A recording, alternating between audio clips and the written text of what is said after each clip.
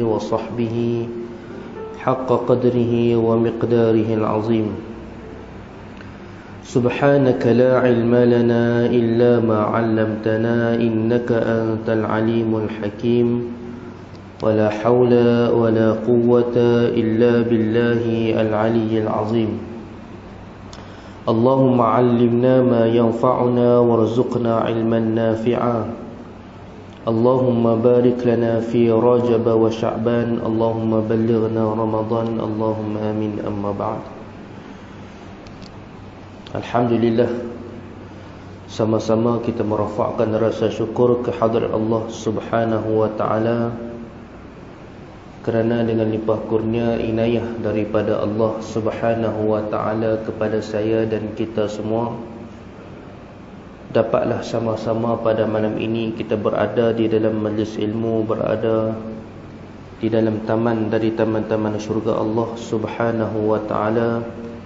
Mudah-mudahan insya-Allah kita semua sentiasa dirahmati Allah Subhanahu wa ta'ala. Muslimin dan muslimat, hadirin dan hadirat yang dikasihi dan dirahmati Allah Subhanahu wa ta'ala sekalian. InsyaAllah pada malam ni kita sambung pada nasihat yang ke-7, iaitu nasihat yang bertajuk Allah adalah sebaik-baik teman.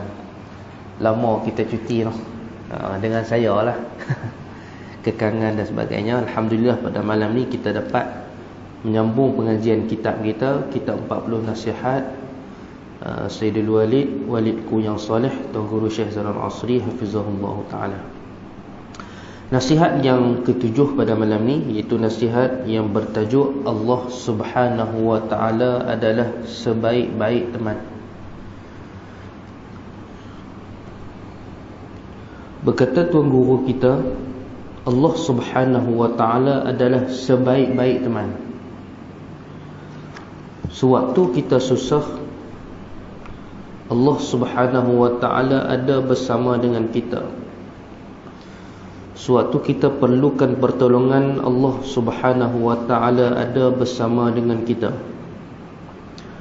Mengapakah dia sebaik-baik teman? Sebab dia tidak pernah binasa dan tidak pernah hilang, dia tetap ada.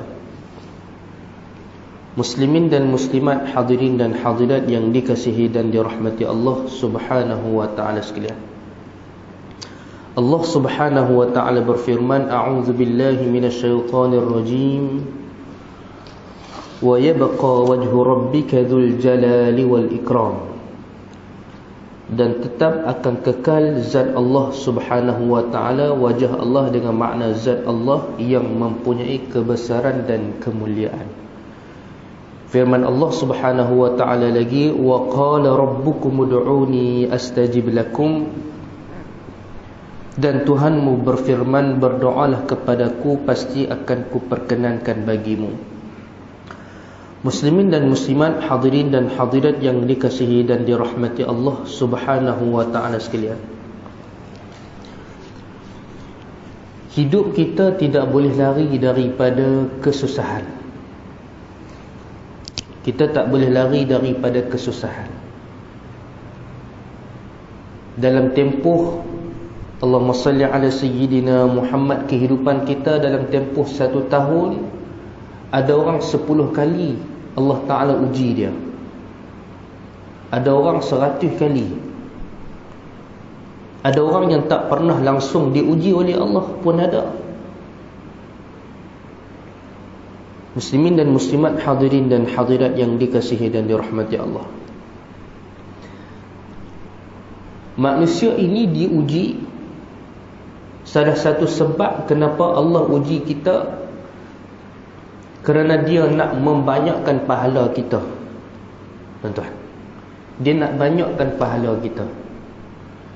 Disebabkan kita kurangnya beramal, tak mampu nak beramal seperti orang-orang soleh dulu. Siapa hari ni boleh baca Quran satu hari 10 juzuk? Ada lagi ke zaman ni? Ada lagi ke zaman ni? Subhanallah. Budak-budak tahfiz, ya boleh baca. Keluar daripada tahfiz, duduk rumah nak istiqamah boleh lah Ustaz. PDP apa hal? Duduk dengan ustaz tak apalah, alhamdulillah, balik rumah susah dah. Ulama dulu bukan sehari 10 juzuk, siang sekali khatam, malam sekali khatam. Bahkan di kalangan mereka, sebagai contoh Sayyidina Uthman, 2 rakaat khatam 30 juzuk. Ini bukan suatu yang asing di kalangan salafus salih. Kerana ketakwaan mereka, keberkatan masa mereka, mereka mampu buat. Masya Allah. Ada lagi ke zaman lani ni, Allahumma salli ala Sayyidina Muhammad, orang yang boleh puasa. Nabi Daud setiap hari puasa hari ni, esok buka, puasa hari ni, esok buka, sepanjang tahun macam tu. Susah nak cari. Isnin Khamis pun puah. Mai dekat bulan Ramadan pun masih ramai lagi yang tak puasa. Qiyamul Lail, Qiyamul Lail nak bangun 2 rakaat pun kadang-kadang susah bagi kita. Ini yang kata umat akhir zaman. Susah kita nak istiqamah dalam buat amal. Cukup susah. Tak sembang lah 10 juzuk sehari. Sehari semuka pun payah. Sehari semuka tu pun cukup payah tuan-tuan. Dalam handset kita bukan tak ada apps Quran tu. Download semua, kita download. Orang Islam kan download. Tapi berapa kali tekan sehari? WhatsApp berapa kali pula tekan? Compare tengok. Tak boleh kita nak compare tuan-tuan, malu. Jadi subhanallah, Allahumma salli ala Sayyidina Muhammad. Maka salah satu cara Tuhan nak banyakkan pahala kepada hamba-hamba dia ialah dia bagi ujian.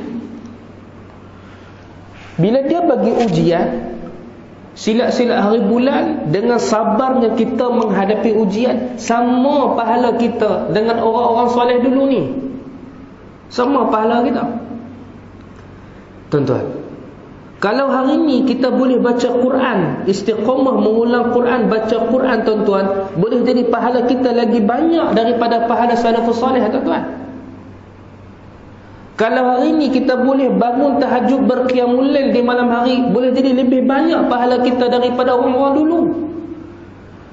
Sebab apa? Sebab al-jaza' min jinsil amal. Pahala mengikut kepada keadaan orang yang beramal. Orang dulu mana ada ujian macam hari ni? Tak ada. Depa tak ada yang kata Allahumma salli ala Sayyidina Muhammad, fitnah akhir zaman ni, kiri kanan depan belakang kita ni, phone kita ni, handset kita ni. Mana ada orang-orang dulu? Orang muda dulu tak ada benda nak buat. Nakal-nakal tak senakai orang muda hari ni. Orang muda hari ni dia punya nakal dia, Allahu Akbar. Tu terbaru kes umur 20 tahun dengan budak perempuan umur 15 tahun. Depa buat projek depa, wal-iyadzubillah, mengandung. Si budak perempuan, tuan-tuan cuba bayangkan umur 15 tahun ni.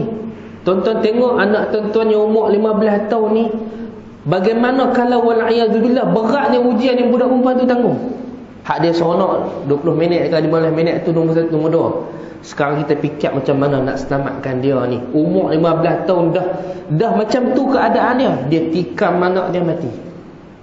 Masuk surat khabar seluruh Malaysia, bahkan seluruh dunia orang dapat tengok benda ni, orang dapat akses benda ni. Allahu Akbar. Lari budak-budak lelaki tu. Tak jumpa lagi. Nak cerita zaman ni, budak-budak muda kalau boleh buat baik, Allah sangat sayang. Allah lipat gandakan pahala daripada orang dulu.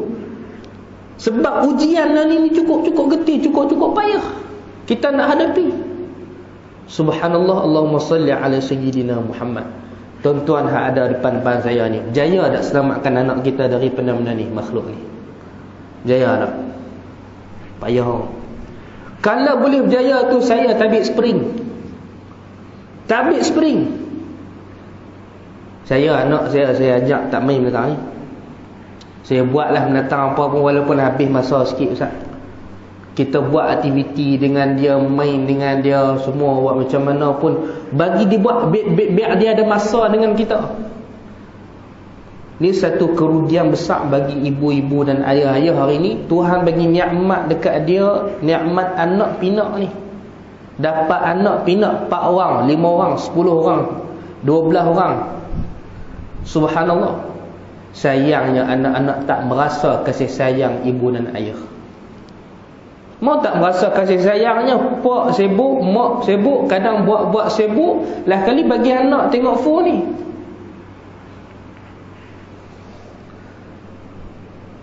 Subhanallah. Anak saya tak bagi tengok.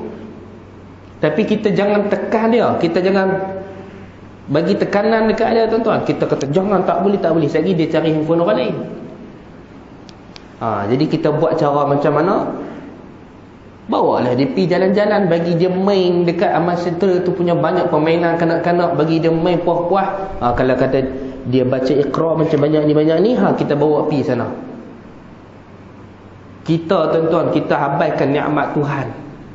Anak kita ni untuk dia merasa kasih sayang kita, tapi kita dengan sengaja kita bagi dia terdedah dengan benda-benda yang tak sepatutnya.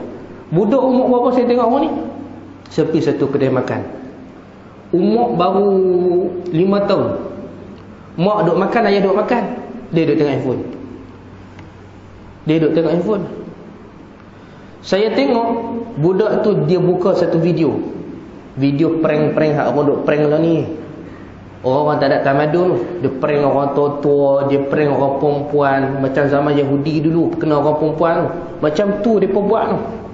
Budak tu tengok, saya tengok, ni budak 5 tahun, mak duk makan, ayah duk makan, budak tu duk tengok phone, duk tengok video prank-prank. Tonton, bayangkan dia umur 5 tahun, mana nak reti apa.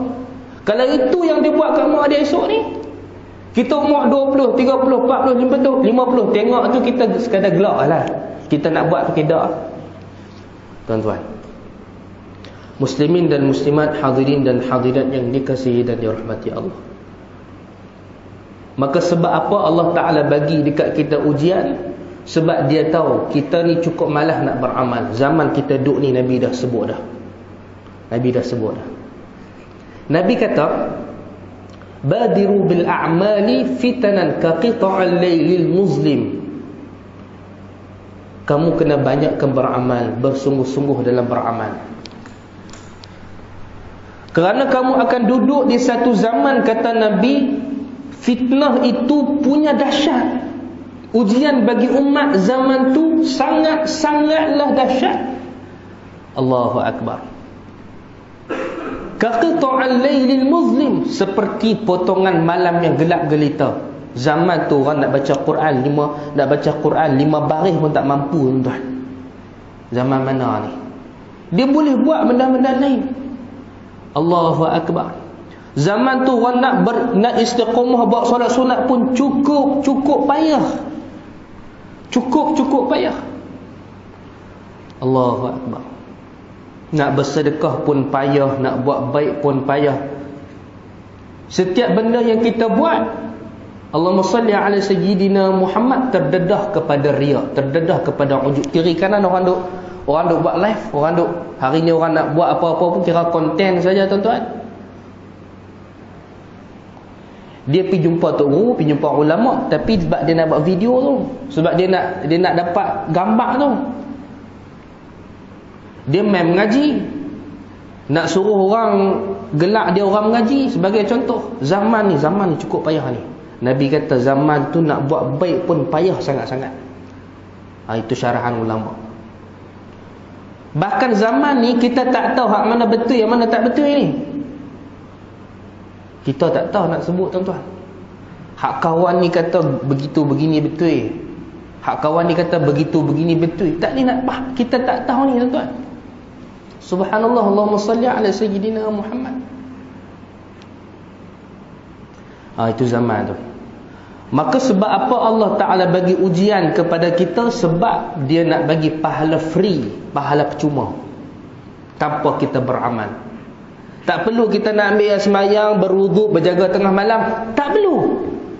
Dengan hanya kita bersabar dengan ujian, Allah Ta'ala bagi pahala yang lebih banyak daripada pahala orang-orang buat amal ni.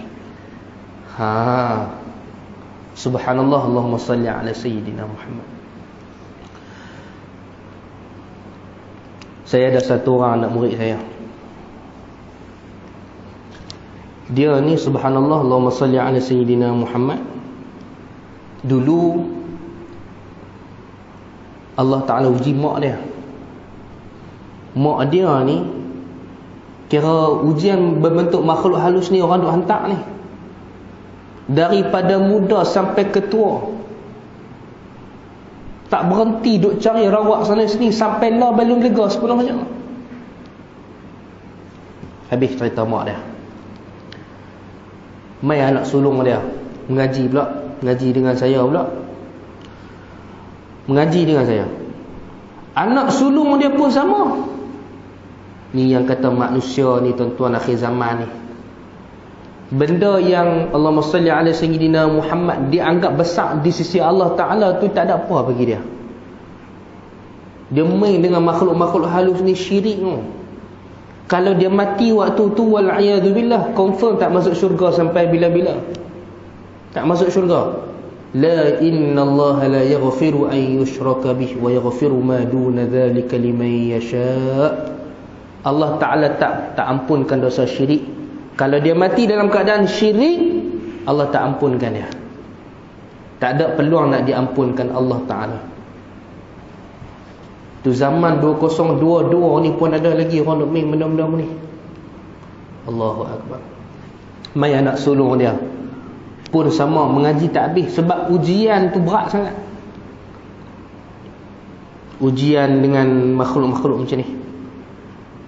Anak yang ketiga pun sama. Anak ketiga perempuan, main sekolah saya. Tuan-tuan bayangkan mereka duduk di Kulim. Duduk di Kulim pukul 12 malam, pukul 1 pagi saya telefon mereka. Assalamualaikum, waris kepada sekian-sekian, sila datang ambil anak.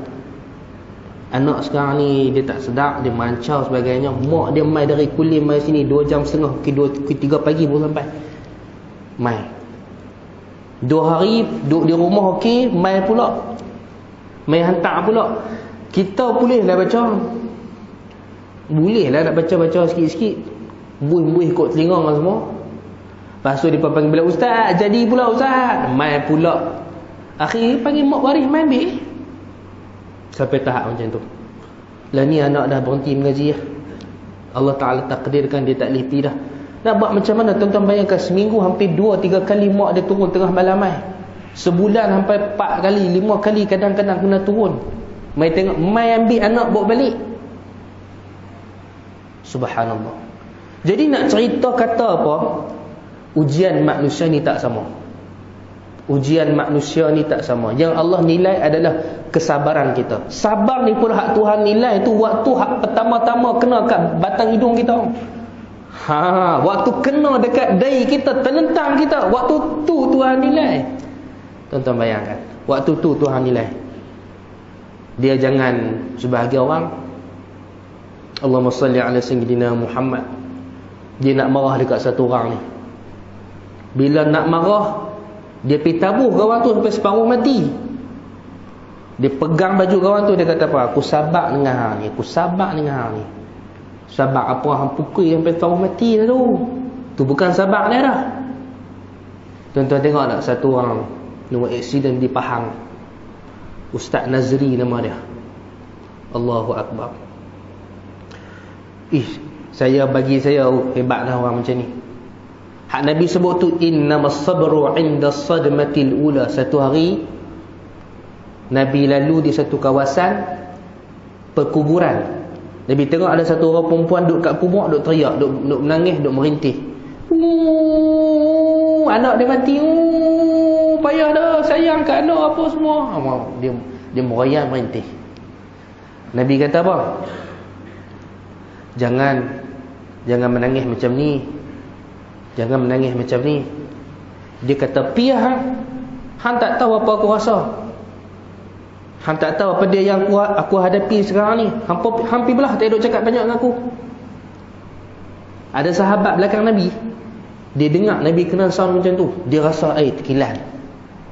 Nabi pi, dah kawan tu halau, Nabi pun pi lah. Satu orang sahabat duduk belakang Nabi, dia kata apa? Wahai perempuan, hang tahu dah hang kata kat siapa tu? Itu Rasulullah. Dia kata betul lah. Astaghfirullahalazim. Dia pi jumpa Nabi. Dia pi rumah Nabi, ikut sampai jumpa Allahumma salli ala sayyidina Muhammad, tempat Nabi berhenti dekat dengan rumah Nabi. Dia kata, Rasulullah, aku tak tahu kata hang yang cakap dengan aku tadi. Nabi kata apa? Ingat, innamas sabru 'inda sadmatil ula. Sabar itu dinilai pada pukulan pertama. Pukulan pertama tu ada, itulah yang dinilai kesabaran tu. Lepas tu tak dinilai dah. Bahkan mengurangkan sebahagian besar pahala sabar, habis lah. Hak nilai, hak pure, hak betul-betul main, hak besar sekali ni waktu pertama tu. Ada seorang sahabat saya dia naik kereta daripada KL masa zaman Darul Hadi dulu, Ustaz. Dia naik kereta 3 orang. Lalulah di belah Ipoh, belah Perak tu. Allahumma salli ala sayyidina Muhammad. Turun bukit dekat highway. Dia bawa kereta, kawan dia 2 orang belakang. Masa turun tu macam biasa aja dia. Nak kata laju sangat, taklah laju sangat, tapi laju jugalah. Bawa kereta turun bukit. Masa turun bukit tu jalan licin. Jalan licin ke belopak ke saya tak ingat lah tu. Hak saya nak cerita kata kereta tak stabil. Boom. Dia pusing tu tak, dia tak pi, Ustaz. Dia pusing tak pi. Akhirnya kereta terpusing. Pusing. Kawan duk tinok kat belakang seorang, duk sebelah ada seorang. Dua-dua terpelanting ke jalan raya. Seorang jatuh dalam parit. Dua-dua mati. Dua-dua meninggal, tuan-tuan. Ketiga-tiga sahabat saya. Mudah-mudahan Allah rahmati kedua-dua mereka yang sedang berkhidmat kepada kami waktu tu. Mereka 2 ni, mereka 3 orang ni. Sahabat saya cerita, waktu habis sahaja Allahumma salli ala sayyidina Muhammad, waktu berlaku macam tu, tuan-tuan bayangkan, dia duduk tengah highway seorang-seorang ni, kawan dia mati, barang-barang terabak tu nombor 2 dah ni, kawan dia dua-dua mati depan mata kepala dia. Dia yang bawa kereta. Dia kata kat saya, dia cerita, dia kata Allahu Akbar, waktu tu separuh gila dia. Dia pi dekat kawan ni mati, nak buat apa ni? Menjerit. Sampai dia rasa waktu tu, kalau aku mati sekali lagi bagus. Aku tak mati sekali. Dia rasa macam nak bunuh diri, tuan-tuan, waktu tu. Stresnya dia. Dia fikir macam mana kawan ni ada anak, ada isteri, ada saudara mara, nak jumpa dengan orang apa semua. Dia menangis. Dia sebut kat saya, dia kata waktu saya hadapi ujian ni, dia kata ilmu yang kita duk belajar tu semua tak mahu. Hak kata kena redha, kena sabar, kena tawakal, kena banyak doa, tak mahu benda tu. Syaitan duk kacau kepala dia. Dia jadi macam aku tak mati sekali ni. Aku tak mati sekali. Tuan-tuan bayangkan. Habis cerita. Lepas tu kita pun dah siap ke bumi. Masya Allah. Itu payahnya kita nak sabar waktu pukulan pertama tu. Tapi itu dah dinilai pahala di sisi Allah Subhanahu Wa Taala. Saya sebut sikit tadi ni, Ustaz Nazri tu, waktu aksiden tu dengan kereta Velfire, kereta apa kita 2-3 biji kereta dia baru balik nak makan Nuri ke nak pergi Nuri. Aksiden ni yang tragis sekali ni. Allahumma salli ala sayyidina Muhammad. 5 orang anak dan isteri dia. Isteri dia mati di situ, di tempat kejadian. Anak dia 3 orang mati di situ. 2 orang saja anak dia ada. Waktu berlaku macam tu, dia boleh peluk anak dia 2 orang, dia boleh angkat anak dia boleh Allahumma salli ala sayyidina Muhammad. Tengok anak dia yang mati tu, dia tak meraung, tak menjerit. Dia cari anak dia yang masih hidup ni, dia peluk 2 orang tu. Dia pun ambil gambar tu. Betul-betul tragis bagi saya. Hak hebat yang saya nak sebut, hebat yang dia yang hebat yang saya nak cerita ni, dia boleh sebut waktu tu. Dia kata, saya tak mau salahkan siapa-siapa, ini semua takdir Allah kepada kami. Tuan-tuan bayangkan, anak dia 3 orang mati, tinggal 2 saja, sekelip mata bini dia mati. Esok ni macam mana dia nak balik rumah dia, nak tengok, nak pergi bilik anak-anak dia, baju anak-anak dia, dia tinggal 2 orang saja lagi. Masya Allah. Tu kita tengok sahabat kita, Allahumma salli ala Sayyidina Muhammad. Apa nama tu? Ajal lawak tu Ustaz? Syuib. Hebat juga tu pun. Ini nak cerita kata orang-orang yang bila kena ujian ni, di situ penentu kekuatan iman dia. Tu sahabat kita juga, Abang Boceh, bukan Abang Boceh, Abe apa? Allahumma salli hak banjir tu, Abe Yus Abe Yus. Habis rumah baru dia buat 80% dah nak siap dah. Banjir tarik sekelip mata habis licin. Dia boleh sebut Allah Ta'ala bagi ujian dekat, Allah Ta'ala bagi nikmat banyak dah dekat dia, ni Allah Ta'ala tarik sikit, tak apa, itu semua milik dia. Dia boleh sebut macam tu waktu pertama dia kena ujian tu, tuan-tuan. Kita kena renung balik.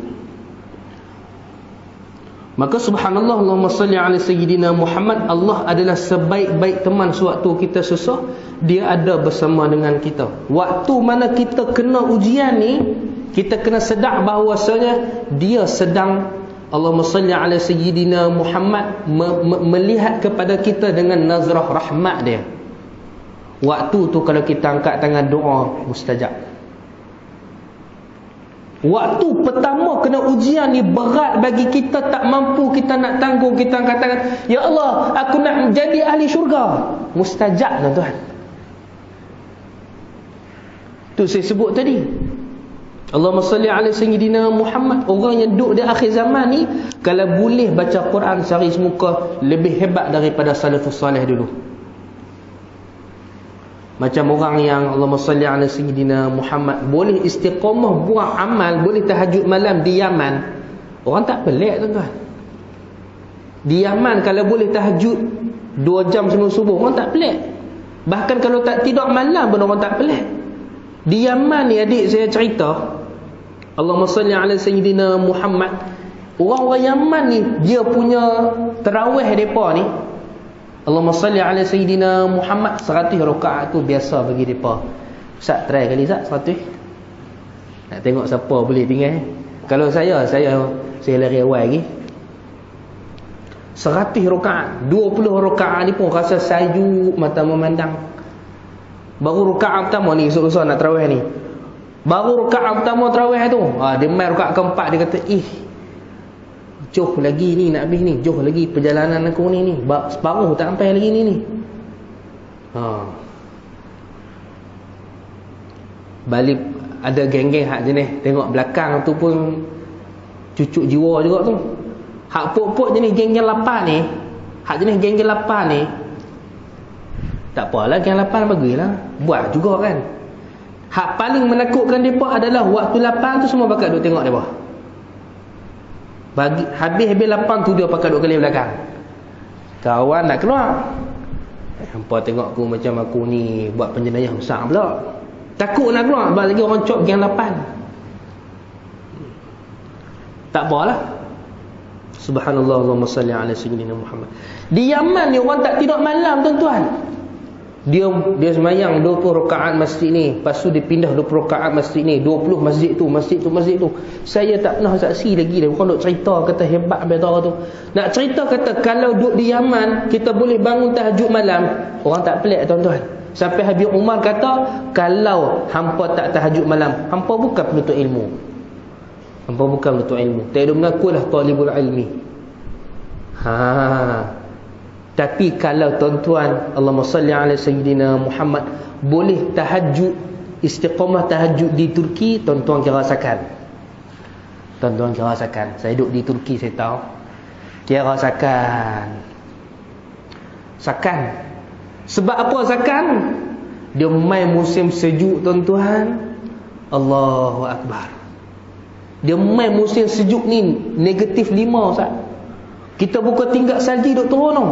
Tuan-tuan bayangkan pukul 3 pagi, 4 pagi, 2 jam lagi nak subuh, tuan-tuan ambil air semayang. Macam kita pegang air ketui ni duk tonyoh kat muka. Sekarang tau. Bahkan subuh pun nak makik tu kata, Ya Rabbi, Ya Allah, bagilah kekuatan kat aku ni. Bukan aku tak mampu, tapi sejuk dah mampu. Orang boleh tahajud di Turki, pahala lagi tinggi daripada orang boleh tahajud di Yaman. Sebab Turki hujan lagi berat. Orang yang boleh pakai jubah serban di Turki lagi hebat, lagi banyak pahala daripada orang yang pakai jubah serban di Mekah. Turki ni tuan-tuan, orang perempuan dia, subhanallah, ni skirt ni sampai ke paha ni. Kita tutup mata, Ya Allah, jaga pandangan mata ni. Tutup mata, buka sikit lah, sebab cantik sangat. Tak tengok rugi. Tengok cantik dah, tak apa dah kot. Depan tu, lagi cantik. Hak cantik yang paling kita tak boleh pi ni tuan-tuan. Cantik bukan cantik saja, cantik seksi. Dia punya badan, dia punya cabi je macam mana tuan-tuan. Ya Allah Tuhan, kalau boleh istiqamah, boleh pegang tasbih di tengah-tengah bandar dia kota Istanbul tu, kira hebat lah. Masya Allah. Tu yang kita sebut al-jaza' min jinsil amal. Pahala ni tengok kepada keadaan kita tu. Kalau berat kita, situasi kita beramal tu, diganda-gandakan pahala. Macam kita duduk hari ni. Boleh buat baik, lagi Allah sayang, lagi Allah kasih daripada orang dulu yang buat baik. Subhanallah. Allahu Akbar. Allah Subhanahu wa ta'ala ada bersama dengan kita sewaktu kita perlukan pertolongan. Waktu kita susah ni, subhanallah, Allahumma salli ala sayyidina Muhammad, Allah Ta'ala bersama dengan kita. Apa makna bersama? Maknanya pertolongan dia itu sangat dekat dengan kita. Pertolongan dia itu sangat dekat dengan kita. Ala inna nasrullahi qarib. Bila kita sangat perlukan pertolongan daripada Allah, kita nak tahu dekat tak dekat pertolongan Allah, setara mana kita perlu kepada bantuan Allah. Itulah sedekat itulah bantuan Allah dengan kita. Masya Allah. Susah hidup kita, rasa tekanan, rasa stres, rasa tak boleh nak pergi dah, begitu dekat sekali Allahumma salli ala sayyidina Muhammad, bantuan Allah kepada kita. Kita pun cuba mengangkat tangan berdoa kepada Allah dengan satu langkah sahaja, maka Allah mendekatkan dengan kita dengan satu hasta. Man taqarraba ilayya shibran taqarrabtu ilayhi dhira'an. Allahumma salli ala sayyidina Muhammad. Siapa yang mendekatkan diri dengan Allah dengan satu jengkai, maka Allah dekat dengan kita dengan satu hasta.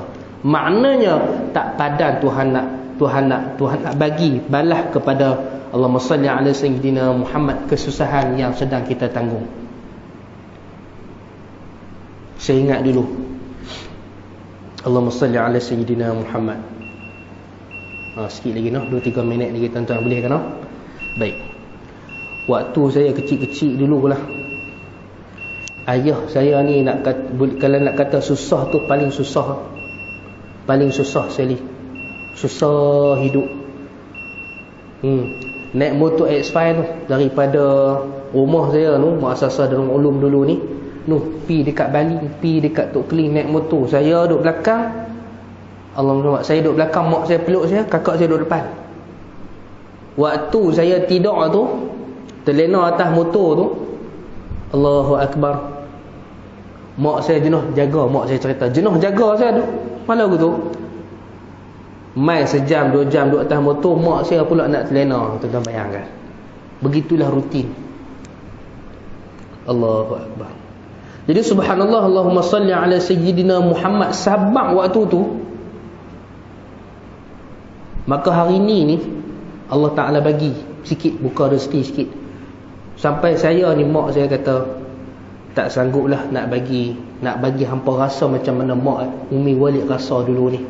Tak sanggup. Kira saya ni anak, Allahumma salli Muhammad, adik saya yang nombor 4 tu, masa tu ayah saya baru beli kereta. Zaman saya duduk naik motor ya. Adik saya nombor 3 bawah saya ni pun duduk naik motor lagi. Lepas tu barulah ada kereta Proton Saga tu pun mampu tengah jalan apa-apa kali. Tu saya duduk tengok balik kata, berkat sabak ayah dulu ni, saya lahir-lahir pun saya dah boleh guna kereta sendiri. Bayangkan saya naik motor main Masjid Alim Shah Ustaz. Agak-agak lah macam mana. Nak bawa anak 3 orang, 2 orang. Ataupun saya nak motor seorang prank. Bukan Wan Suku Ustaz. Wan Suku ni level high level lah ni. Ni motor hak expire lama-lama. Allahu Akbar.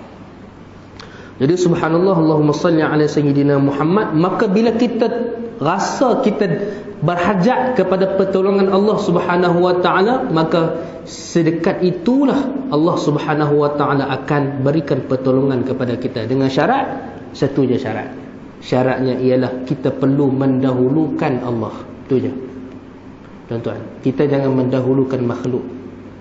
Hari ni orang dah rasa kaya daripada Allah. Dia rasa tak perlu dengan Allah Ta'ala.